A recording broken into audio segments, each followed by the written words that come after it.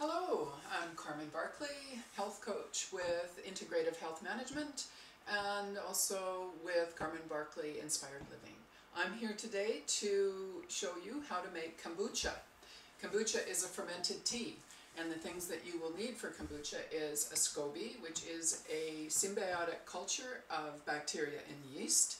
And you may have heard of kombucha because it seems to be making its way all across North America. It's the buzz. People are talking about kombucha all over the place. So I'll show you the items that you need to get started. So here we are. We have some of the necessary things for making kombucha. That is, I like to use an organic tea, an organic black tea. And I'm using grape juice. Now this is homemade grape juice that I've made from Concord grapes, but if you don't have homemade grape juice, you can use another kind of grape juice. No sugar in the juice though, okay? Just juice.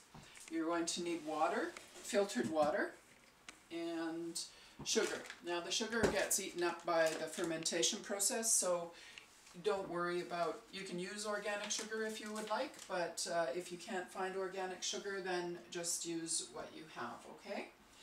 And here is the SCOBY. This is the symbiotic culture of bacteria and yeast. Some people refer to it as a mushroom, but it's actually bacteria and yeast, and this is why it is so good for your digestive system, is putting in a lot of good bacteria. Also, we have a bowl for, in case I need it for some extra fluid. I have a couple of containers here. One is empty so that I can put the fluid in from here. This is fermented now, this tea. It's been in here for 7 days. It is winter here where we are, so it's taking longer for my kombucha to be ready. And this is water with 1 cup of sugar dissolved in it. And this is tea with, I believe I have 6 tea bags in here of the organic tea, so it's nice and strong. And here's another bowl. I'm going to put my culture in here when I transfer it over. And I have here some bottles that I'm going to put my fermented tea in. Now this, I like to use these for going out, so I'll do the individual bottles. And I like to use these bottles for at home because then it doesn't matter what it looks like, and it's a nice, we like to drink kombucha every day at our house, so it's just nice to have a big bottle of it. Also, when I do the digestive detox seminar, I also like to give tasters of kombucha, and so when I have these nice big jars for doing that, so that's good. You can put them in whatever jars you like, but they need to be sealed, and we'll get to that process. So now I'm going to remove my rings and give my hands a wash, because rings are, they're a great place for bacteria to accumulate, and we don't want to have any bacteria enter into the SCOBY. So washing it under hot water. And that's another thing with your bowls and your containers. Just wash them with hot water. Do not put them through the dishwasher or use soap and water with them, because you don't want to contaminate your kombucha. Okay, so this is just a thin cloth with an elastic that keeps my kombucha, my SCOBY, nice and protected. So I'm going to reach in and pull out the SCOBY with my hands. Oh, this one is getting to be really big, and it looks like I might be able to divide it up and start sharing it. Well, I could give some of these smaller ones.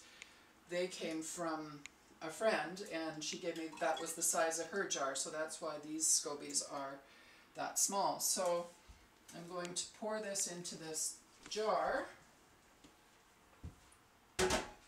I like to do it over the sink in case I miss, but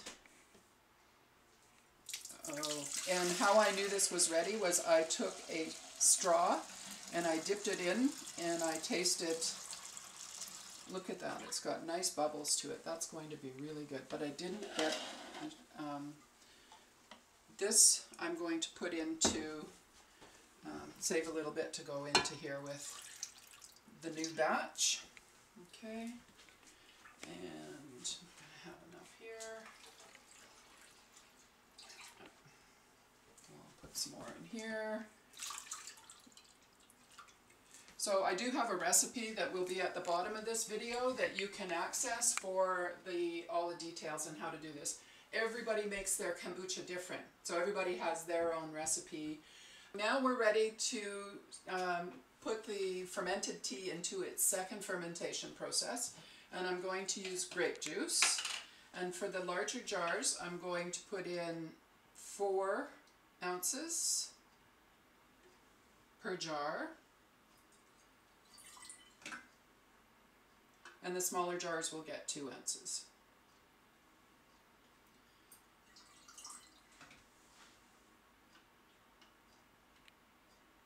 Okay. So I'm going to need some more juice, but I'm going to first of all make sure that I have enough fermented tea before I start putting it all in my jars. So I know for sure I want these big jars in at least 1 small jar, so I'm going to put 2 teaspoons of sugar. The sugar helps to further the fermentation process. And yes, so this is fermented tea, and it does have a very mild alcohol in it. So there's 2 in each of those jars and 1 teaspoon in this bottle. Okay, and now I'm going to take my funnel and the fermented tea and pour it in the bottle.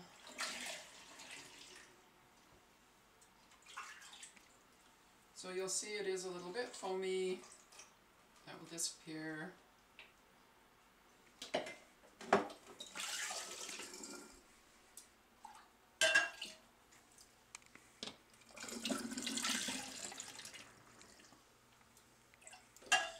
So if you want to have a SCOBY, then you can get one from a friend. If you know me, I'd be happy to give you a SCOBY. And if you don't, and you're not in my area, which is Nanaimo, Vancouver Island, then you can find friends around that have SCOBYs. And I'm sure they'd be happy to share. And so here we go. It's great, and then you can just top them up. Looks like I will have enough for 2 large bottles and 2 small bottles.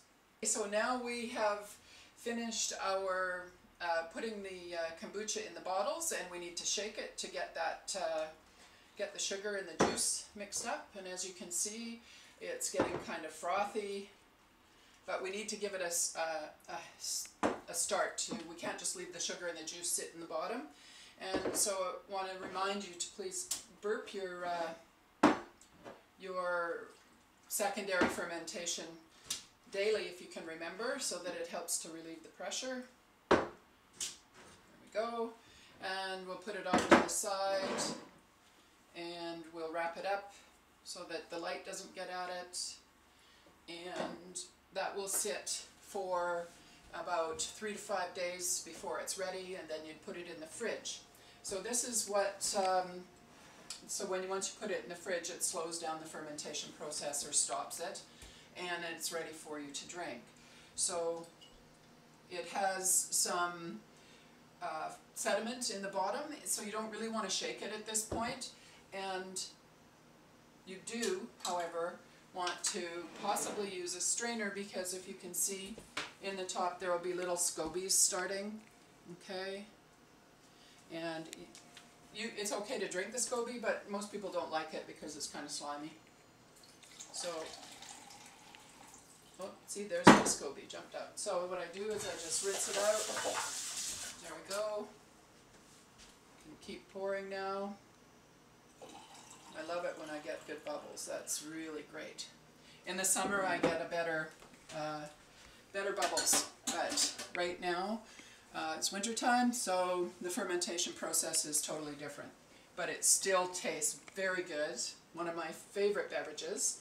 And so if you'd like to have more recipes for other healthy food products, whole food products, then please visit integrativehm.com. We're putting blog posts and videos up there all the time to share with you. We hope you enjoyed this video and that you will share it with your friends and family. And Here's to your health.